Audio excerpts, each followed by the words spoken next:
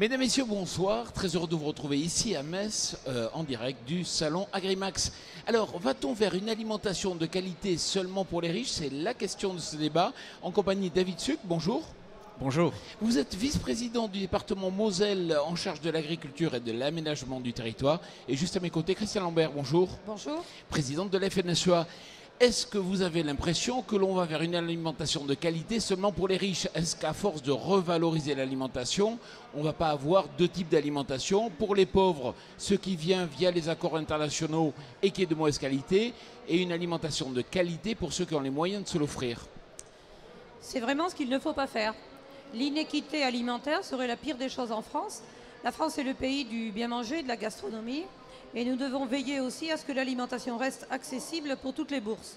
On le sait, dans notre pays, il y a encore trop de gens qui n'ont pas les moyens de se nourrir. Je lisais récemment que 31% des Français disent qu'ils n'arrivent pas à faire 3 repas par jour. 49% d'achats, pour leur motif d'achat, choisissent le prix comme premier critère. Donc il y a en même temps des gens qui veulent manger bio, signe de qualité, monter en gamme, etc. Mais ne minimisons pas l'accès à l'alimentation et donc une alimentation accessible pour tous ces consommateurs.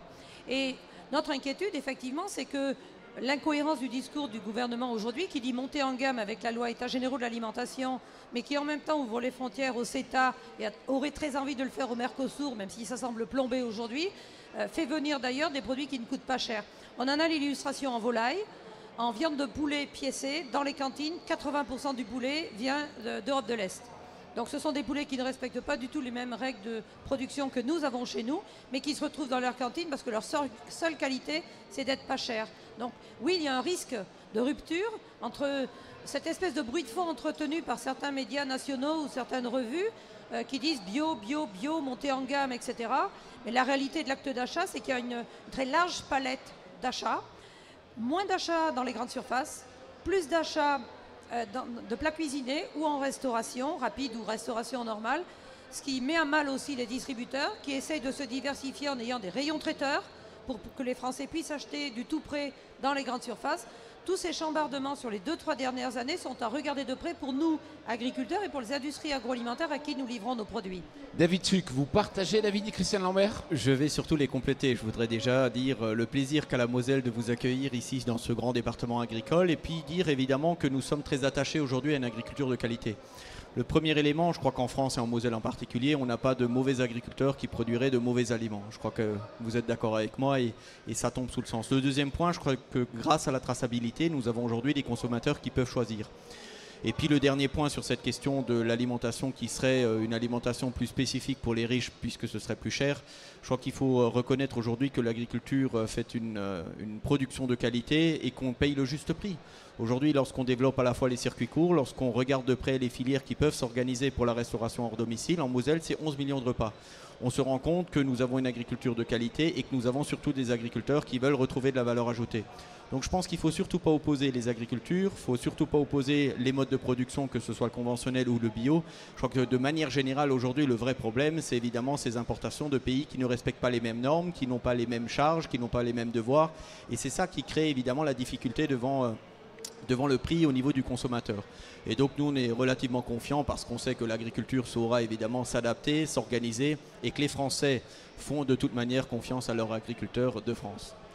L'article 22 de la loi Egalim 24 fixe en 2022 le fait que 50% pour la restauration collective devra venir soit du bio, soit de l'alimentation avec des signes de qualité, soit de l'HVE. Est-ce que vous êtes capable aujourd'hui, pour maintenir le même prix de repas, d'avoir accès à 50% de produits de qualité? La première interrogation, ce n'est pas le prix du repas. Lorsqu'on travaille avec des produits de qualité, évidemment, il y a déjà de moins de pertes dans la transformation, dans la cuisson. Le deuxième point, c'est qu'on fait de gros efforts ici en Moselle sur le gâchis alimentaire, à la fois au travers de la valorisation derrière qui est organisée, et puis on essaye évidemment d'organiser ensuite les choses avec les collèges, avec les gestionnaires, et on n'a d'ailleurs pas attendu la loi, on arrive aujourd'hui à mettre dans la cuisine centrale qui fabrique 2200 repas, 37% de produits locaux dans tout ce qui est produit ici en Moselle et ce qui est achetable. La vraie difficulté, c'est l'organisation à la fois d'une filière et puis de l'offre, parce que nous avons évidemment une agriculture qui pour l'instant n'est pas tout à fait organisée. On essaye avec eux évidemment de trouver quelques solutions et il faut saluer l'engagement de la profession. Mais le premier problème, ce n'est pas le problème du coût. Et puis les familles sont plutôt évidemment très enthousiastes de savoir que leurs enfants, au travers du repas qu'ils vont consommer à l'extérieur, ont un repas équilibré de toute manière, mais un repas à la fois fait avec des produits de grande qualité et puis un repas qui répond évidemment aux attentes gustatives de nos habitants. On mange mal à l'hôpital, peut-être vous allez me dire l'inverse, mais j'ai animé un colloque où justement les différents acteurs de la restauration collective disaient que l'hôpital consacre aujourd'hui moins de 1% à l'alimentation et ça serait certainement de moins en moins pour des problèmes de revenus. Est-ce qu'aujourd'hui, il faut revaloriser aussi la prise en compte du repas dans les différents lieux de consommation ? Monsieur dit qu'il n'y a pas de problème de prix. C'est super si c'est une particularité mosellane. Moi, je vois quand même assez souvent dans les cantines ou dans les conseils municipaux, quand il s'agit de fixer le prix des repas, la participation des familles, ça débat pour 3, 4, 5, voire 10 centimes. Nous avons pris l'habitude en France, nos consommateurs ont pris l'habitude de manger pour moins cher. Il y a 20 ans, nous dépensions 15-18% pour nous nourrir. Aujourd'hui, c'est 13%, c'est moins chez les jeunes. Quand dans les repas, c'est 1,40 € de coût matière pour les produits achetés, c'est très bas. Comment faire rentrer bio, signe de qualité, HVE, dans cette équation-là? Je pense qu'il y a de la pédagogie à faire, y compris vis-à-vis des familles, pour dire que c'est impossible de demander à avoir des repas améliorés au même tarif. Ou alors, ça suppose des prises en charge plus importantes par les collectivités. Il y a aussi un autre élément qui est très important, c'est la formation des personnels et des cuisiniers notamment. Il y a eu une habitude de simplification à l'extrême des repas. Dit autrement, on achetait des filets de poulet ou des cuisses de poulet par milliers au lieu d'acheter des poulets locaux et des produits entiers locaux.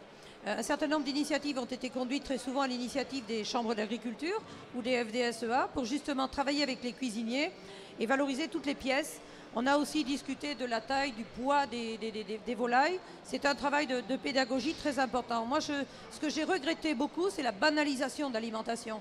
Le fait qu'on trouve aujourd'hui l'alimentation dans les solderies à prix cassé, ça dénature la valeur de l'alimentation. Nous, producteurs, nous connaissons la fragilité et la valeur de l'alimentation. Une culture, c'est fragile. On voit qu'un orage peut tout casser, tout peut grêler. Les animaux, c'est fragile aussi. Je crois qu'autour de l'alimentation, cette pédagogie pour la nouvelle génération, elle est précieuse. Mais le succès des émissions de cuisine à la télévision, quelle qu'elle soit, montre aussi que les Français ont cette culture de l'alimentation. C'est une vraie chance à nous, producteurs, de renouer le contact avec ce plaisir de manger. Et le prix ne sera plus le problème bloquant. Mais par contre, aujourd'hui, c'est vrai que moi, j'entends aussi les manifestations des Gilets jaunes cet hiver. Ils ne manifestaient pas pour avoir du bio dans les cantines, hein, ni des repas végétariens.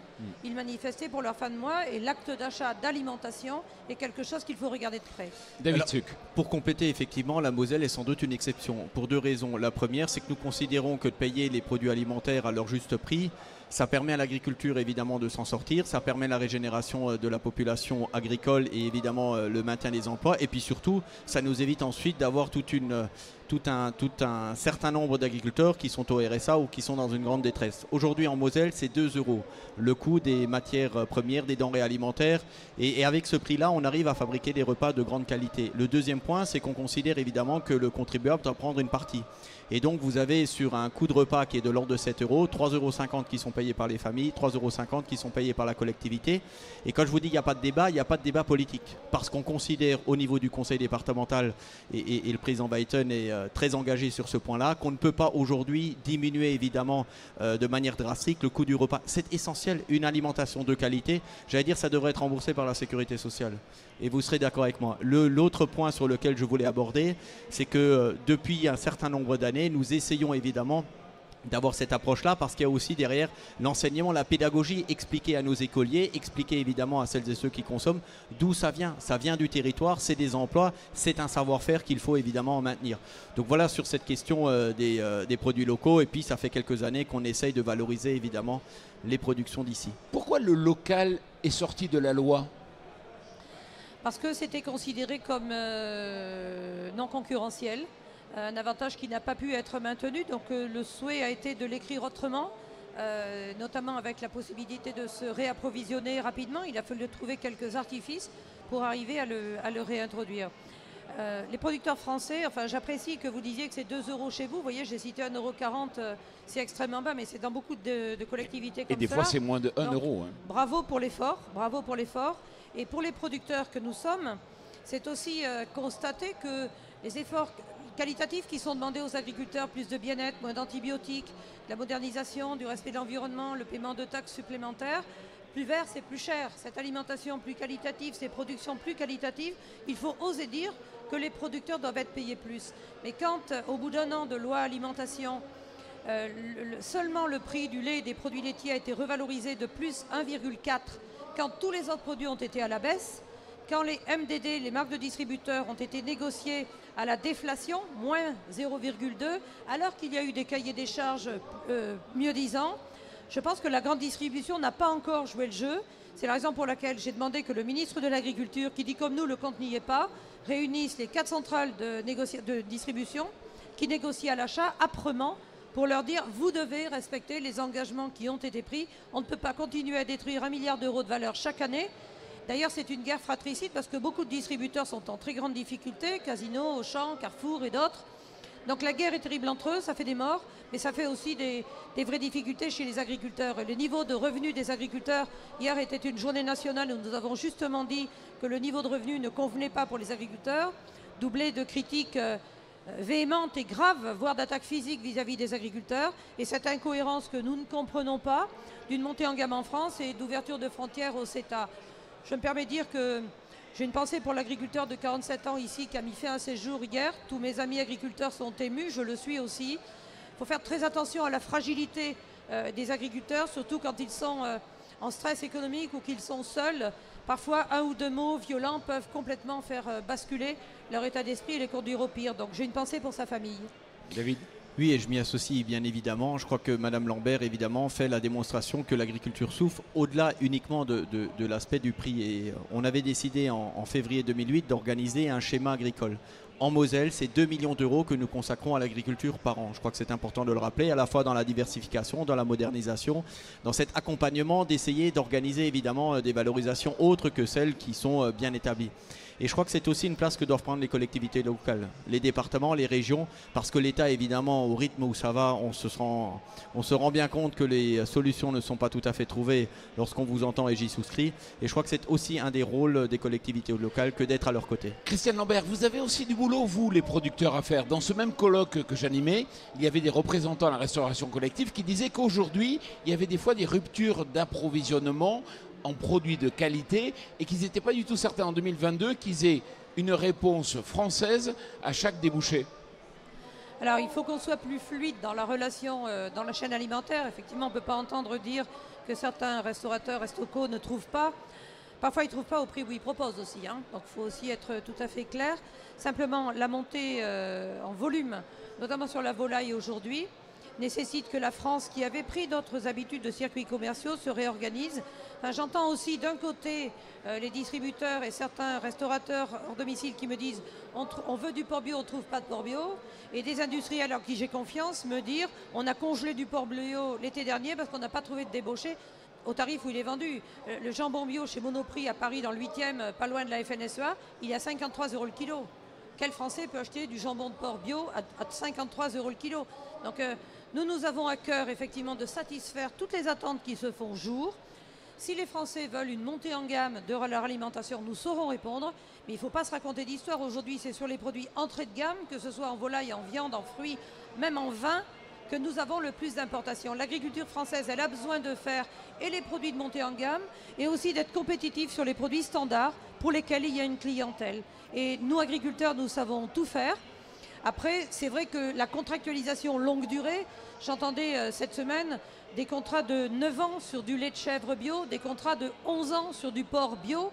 Si les agriculteurs peuvent investir beaucoup pour moderniser leurs exploitations ou s'installer avec des contrats sur 7, 8, 9, 11 ans, ça donnera de la lisibilité. La loi alimentation a eu cet avantage, notamment par rapport à la production laitière, de pousser à des contrats plus longs. Quand on a manqué de beurre en rayon, quand les distributeurs ont manqué de beurre, c'est pas qu'il n'y avait pas de beurre dans les frigos, c'est qu'ils ne voulaient pas payer le beurre au juste prix, donc le beurre partait à l'export. C'est ce qui a failli se passer sur le porc, puisque le prix du porc a augmenté de 43% depuis le début de l'année, parce que la Chine, qui a la fièvre porcine africaine, a beaucoup augmenté ses achats de porc. Les distributeurs ont compris que s'ils veulent du porc, il faut qu'ils mettent le prix, donc il faut qu'ils acceptent de payer les charcutiers traiteurs à un meilleur prix. Nous, producteurs, nous avons besoin que les charcutiers traiteurs aient cette revalorisation jusqu'au bout, parce que le jour où la Chine reviendra dans le business, c'est-à-dire qu'elle aura moins besoin d'acheter des porcs français, elle aura reconstitué sa production, eh bien on sera bien content d'avoir nos charcutiers traiteurs français, avec des productions qualitatives et très diversifiées. Donc je pense qu'il faut raisonner instantané, mais il faut aussi raisonner moyen-long terme. Pour bien expliquer, pour qu'on comprenne bien, c'est qu'effectivement la Chine est très demandeur aujourd'hui à cause d'un problème de maladie sanitaire, donc de porc. Le prix du porc se porte bien, mais c'est peut-être pas durable et les charcutiers souffrent. Oui, moi je voudrais compléter, effectivement, il faut faire confiance aux agriculteurs de produire. En Moselle, nous manquions de poulets, effectivement, et le monde agricole nous a dit, si on engage un partenariat, on développera. On a ainsi développé effectivement toute une filière de poulets label rouge de Moselle, des coups noirs, et on a évidemment 7 agriculteurs qui sont rentrés dans ce schéma de production. Donc je pense qu'il faut effectivement faire confiance au monde agricole. Ils ont besoin de lisibilité, et puis ils ont besoin évidemment d'un peu de confiance. C'est ce qu'on peut apporter. C'est quelque chose qui n'était pas aussi fort il y a 5-6 ans. La demande locale est quelque chose qui va crescendo. La proximité rassure les consommateurs autant que le bio. Et donc, il faut que nous, producteurs, nous soyons réactifs aussi, accompagnés mais réactifs, y compris en projet de diversification en volaille ou en porc sur certaines exploitations, qui de grandes cultures, qui de viande, etc., qui cherchent aujourd'hui une façon d'améliorer leurs revenus en diversifiant leurs sources de revenus. C'est une source de sécurisation. Mais s'il y a des contrats longs, bien évidemment que c'est plus facile d'aller convaincre son banquier. Quelques petites questions pour finir. Christiane Lambert, vous êtes attendu cette semaine au ministère de l'Environnement. Pourquoi ? Nous y étions hier à propos des zones de non-traitement. Et notre rendez-vous a duré 2h15. C'est vous dire si le sujet est complexe. Nous avons fait un travail de fourmi pour examiner le texte qui est sur la table. Et nous avons redit à Mme Borne et à Mme Vargon, la ministre et la secrétaire d'État, que les agriculteurs vivaient très très mal les critiques récurrentes et permanentes contre les pesticides, comme ils disent, accusant les agriculteurs de vouloir empoisonner. Les agriculteurs vivent ça très mal. Moi, je suis pour le dialogue et la bonne cohabitation. Dans la majorité des communes françaises, ça se passe bien. 80 maires ont pris un arrêté pesticides 150 mètres. C'est très stigmatisant, c'est critique les agriculteurs. On sait très bien que c'est une distance qui ne correspond à rien du tout, zéro valeur scientifique, mais c'est une distance qui a ancré un chiffre dans la tête des citoyens aujourd'hui. Donc nous disons qu'il faut faire confiance à la science et aux professionnels. Les agriculteurs sont formés, passent leur certificat tous les 5 ans, ont amélioré leurs pratiques, ont aujourd'hui du matériel beaucoup plus performant qui permet de traiter à 10 cm. Et quand on a des buses antidérives et quand on a aussi le géopositionnement satellitaire qui permet de bien intervenir avec nos applications, ce n'est pas une question de distance, c'est plus une question de pratique. Mais ça, c'est très difficile de faire entrer dans la tête de nos dirigeants. J'ai bon espoir toutefois que le travail de conviction, le travail d'explication que nous faisons, en lien avec les travaux de l'ANSES, nous permettent d'avancer sur ce sujet. Bon, la réponse va être assez longue à obtenir, donc on va encore traîner ce sujet pendant 1 mois. C'est difficile et je sais que ça pèse beaucoup sur la tête des agriculteurs. Deuxième question, vous avez manifesté hier dans toute la France, les agriculteurs, monsieur est éleveur aussi, donc il sait de quoi on parle. Vous avez manifesté, est-ce que vous avez l'impression qu'Emmanuel Macron vous a écouté, entendu ou pas ? Déjà, la veille de nos manifestations, il avait dit que les grands distributeurs devaient jouer le jeu. Ça veut dire qu'il avait suivi l'actualité. Il est à Mayotte et hier, dans son discours, j'ai pas eu le temps de tout écouter, mais j'ai vu quelques bribes sur Twitter. Il a eu effectivement un mot pour l'agriculture française en disant c'est pas normal que cette mode d'agribashing se développe. Tout d'un coup, on met en doute le professionnalisme de nos agriculteurs sur le bien-être animal, sur les phytos. J'ai envie de dire que certains de ces ministres ou certains gouvernants n'ont pas été très courtois et corrects dans les critiques en direction de l'agriculture. C'est quand même la première fois qu'on a un gouvernement et un président qui sont aussi regardants, critiques et bavards sur le sujet des produits phytosanitaires. Il y a 1 an et demi, 2 ans, on n'avait pas du tout ce climat de défiance en direction des agriculteurs. Donc ce que nous disons, nous, c'est que oui, bien sûr, nous sommes attachés à ce que les voisins, les riverains n'aient plus peur quand on intervient aux produits phyto. Bien sûr, nous sommes professionnels, la protection des riverains, c'est capital, la santé des riverains, c'est capital, mais ce ne sont pas des arrêtés intempestifs qui vont régler le problème. Nous avons proposé une charte des riverains, nous la travaillons avec l'association des maires, les conseils généraux, les Comcom, pour mettre les gens autour de la table, parce que nous savons très bien que tout ne se décidera pas à Paris. et que c'est localement qu'on va rétablir cette réconciliation. Et moi, j'aime pas ce face-à-face qui est entretenu entre les agriculteurs d'un côté et la population de l'autre. Dans les communes et comme ici à Grimac, c'est bien côte à côte. J'ai vu plein de gens sillonner dans les allées qui viennent voir justement l'agriculture. Les Français aiment les agriculteurs et leur agriculture. Les militants militent, critiquent, stigmatisent, exagèrent un certain nombre de problèmes. À nous, agriculteurs, très pédagogiquement, calmement, d'expliquer comment nous sommes, nous, en transition. Et je peux vous dire que les agriculteurs qui ont réduit de 36% le recours aux produits antibiotiques en l'espace de 5 ans, alors que M. Le Foll avait fixé moins 25 comme objectif, qui sont au travail tous les jours pour réduire le recours aux produits phytosanitaires sur les cultures avec plus de biocontrôle, plus d'alternatives, plus de robotique, vivent très mal ces critiques qui ne correspondent plus à rien. Et puis tous ceux qui nous parlent de bien-être animal tous les jours devraient un petit peu plus penser aussi au bien-être de l'éleveur, ça me paraîtrait indispensable. David Suc, vous souhaitez réagir ? Non, je crois que l'essentiel est dit. Effectivement, il faut aujourd'hui éviter à ce qu'il y ait cet affrontement. Et puis je pense qu'on peut attendre du gouvernement et du président de la République peut-être plus de respect. Ils ne sont pas, pour le président de la République, des professionnels de l'agriculture. On sait d'où il est, on connaît évidemment son métier et ses origines. Donc je pense qu'il faut faire confiance à la fois à l'agriculture de France qui, depuis des siècles, évidemment évolue, reste une agriculture de pointe, reste une agriculture qui est enviée et reste, j'allais dire, un monde agricole qui est respectueux à la fois des concitoyens, des pouvoirs publics, de l'ordre d'une manière générale. Et donc c'est évidemment tout à fait dommageable que le président de la République et le gouvernement de temps en temps utilisent évidemment un fait divers, stigmatisent. On connaît le calendrier électoral. Je crois que c'est dommage aujourd'hui de mettre évidemment Christiane Lambert, le doute. La toute dernière question. Peut-être vous avez vu ce chiffre la semaine dernière qui a été publié par Axema. Les ventes de tracteurs en France ont progressé de 20%, alors que dans tous les pays européens, le marché décroît. Comment expliquer ce paradoxe ? Probablement que nos commerciaux sont très bons. C'est vraiment la raison ? Écoutez, moi j'entends qu'il peut y avoir du retard d'investissement dans certaines exploitations. La semaine dernière, en conseil d'administration de la FNSEA, nous avons regardé les chiffres et les résultats des exploitations. Il y a des écarts importants de charges de mécanisation. Je rencontrais récemment la FNCUMA, moi je parle cash. La FNCUMA s'inquiète d'acquisition personnelle, individuelle, plus que d'acquisition en CUMA. Quand on est dans un secteur comme l'agriculture où de plus en plus les cours sont très aléatoires, volatiles, où le climat est également imprévisible, il faut qu'on adopte des gestions très prudentielles de nos exploitations. Donc on a besoin de moderniser, c'est vrai, on a besoin de confort de travail, c'est vrai, et je pense qu'il faut qu'on regarde de près ces écarts qui peuvent aller de 1 à 3 en charge de mécanisation dans les exploitations agricoles. À titre personnel, nous travaillons en CUMA à 100%, c'est ce qui nous a permis de nous installer, c'est ce qui nous permet de faire face quand il y a des crises porcines comme on en a connu de sévères, avec du rouge sur l'ouverture de crédit en compte courant. Voilà. Après, je n'ai pas regardé de près quel type de matériel, si c'était en exploitation viticole, en exploitation de grande culture, en exploitation d'élevage, donc je ne porterai pas un jugement au-delà. Christiane Lambert, merci beaucoup. David Suc, merci beaucoup et puis merci à vous. Merci.